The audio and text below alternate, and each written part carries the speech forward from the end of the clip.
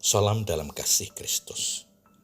Saudaraku, kalau mendengar kata pesan terakhir, maka pikiran kita mengarah pada orang yang akan berpisah dan tidak akan bertemu lagi. Bisa jadi orang mau pergi jauh dan tidak kembali, atau orang yang akan meninggalkan dunia untuk selama-lamanya.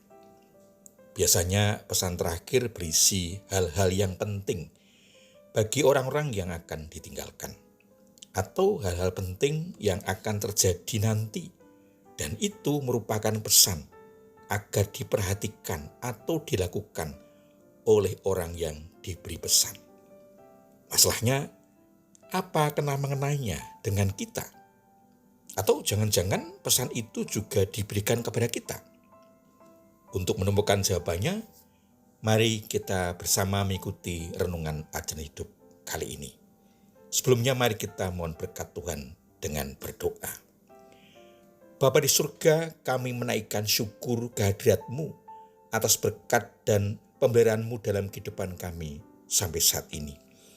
Kami akan menerima firman-Mu, Roh Kudus memberikan hikmat kepada kami, sehingga kami dapat memahami, menghayati, dan melaksanakan firman-Mu dalam kehidupan kami sehari-hari. Mohon ampun atas dosa dan kesalahan kami. Berdasarkan iman kami kepada Tuhan Yesus Kristus, doa ini kami alaskan. Amin.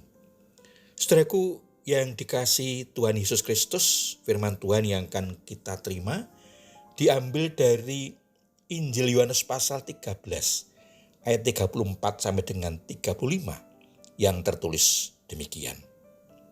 Aku memberikan perintah baru kepada kamu, yaitu supaya kamu saling mengasihi. Sama seperti aku telah mengasihi kamu, demikian pula kamu harus saling mengasihi. Dengan demikian semua orang akan tahu bahwa kamu adalah murid-muridku, yaitu jikalau kamu saling mengasihi. Demikian firman Tuhan. Saudaraku, bagian firman Tuhan ini diberi tema pesan terakhir. Yesus ingin berbicara kepada murid-muridnya untuk terakhir kalinya tentang pekerjaannya dan apa yang akan mereka alami nanti di dunia ini. Seperti anak-anak mendengarkan cerita ayahnya, begitulah murid-murid itu duduk diam mendengarkan perkataan Yesus. Mula-mula Yesus menerangkan bahwa kini sudah tiba waktunya anak manusia dipermuliakan dan Allah pun dipermuliakan di dalam Dia.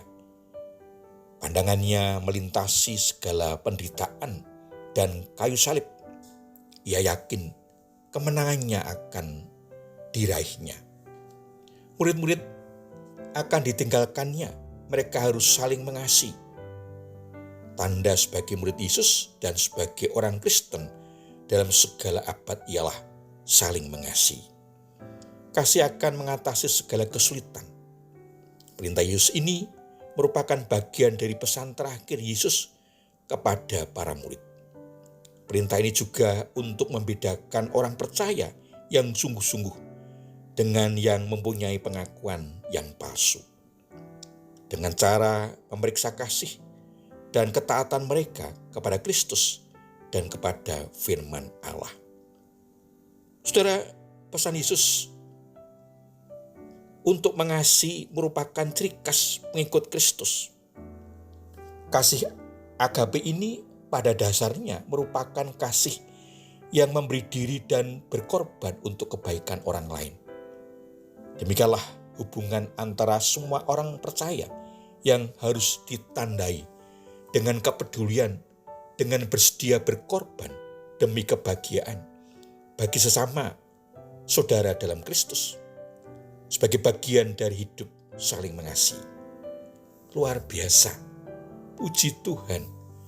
Pesan terakhir Yesus yang sesungguhnya untuk mewujudkan kasih Kristus dalam relasi sesama orang percaya, saudara seiman, dan sesama manusia yang lain.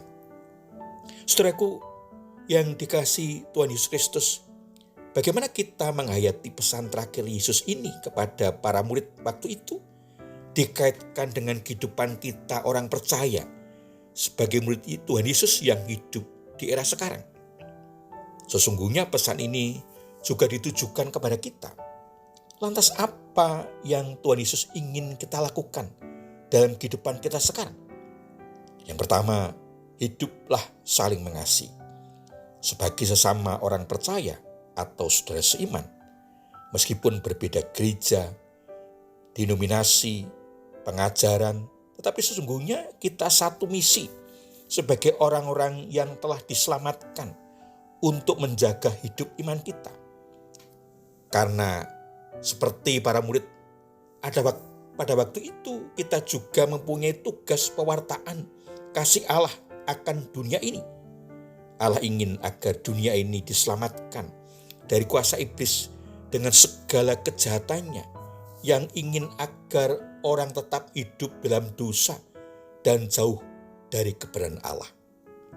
Orang percaya harus saling menguatkan, mengingatkan, saling menolong agar tidak terjatuh dalam pencobaan, godaan, tekanan, ancaman, dan bahaya dalam kehidupan, sehingga tetap hidup taat dan setia kepada Kristus, Juru Selamat yang hidup.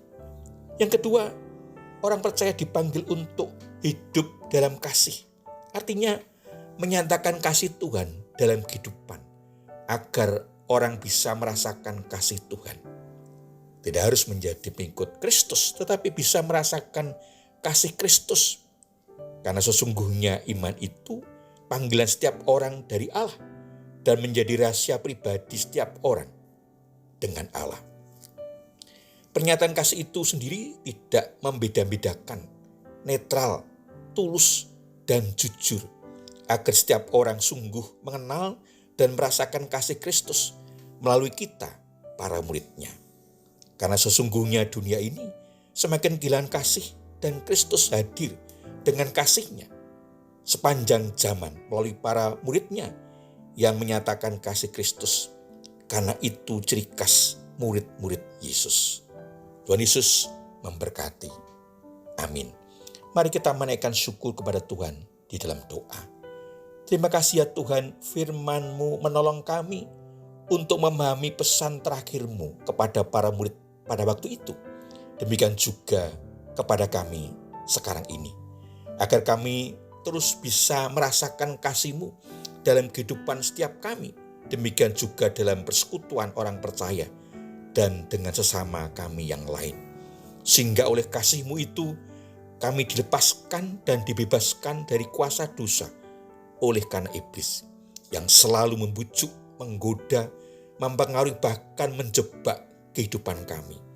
Mohon ampun atas segala dosa kami. Di dalam Tuhan Yesus Kristus, selamat kami yang hidup, doa ini kami alaskan. Amin.